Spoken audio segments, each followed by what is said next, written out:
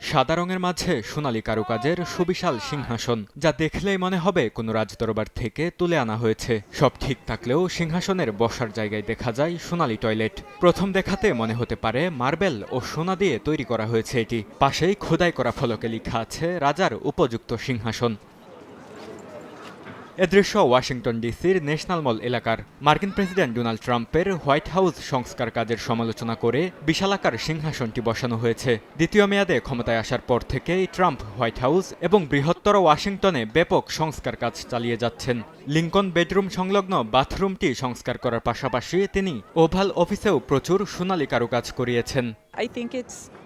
আমার মনে হয় এটা আসলেই যথার্থ হয়েছে। আমাদের রাজনীতির অবস্থাটাও ঠিক এমনই। আমাদের কমান্ডার ইন চিফের কাছ থেকে যা শুনেছি আর দেখেছি তা বিশ্বাসই করতে পারছি না। তাই এটা তার কর্মকাণ্ডের সঙ্গে বেশ মানানসই। আমি আশা করি এটা এখানেই রাখা হবে। আমি বিশ্বাস করি শিল্প সত্য প্রকাশের একটি শক্তিশালী মাধ্যম, আর এই শিল্পকর্মটি আমাদের এ সময়ের গুরুত্বপূর্ণ সত্যগুলো তুলে ধরে, বিশেষ করে বর্তমান প্রশাসনের তহবিলের অপব্যবহার এবং ভুল অগ্রাধিকারকে। ক্লিংকার বেশি থাকলে সিমেন্ট বেশি খাঁটি। আনোয়ার সিমেন্ট।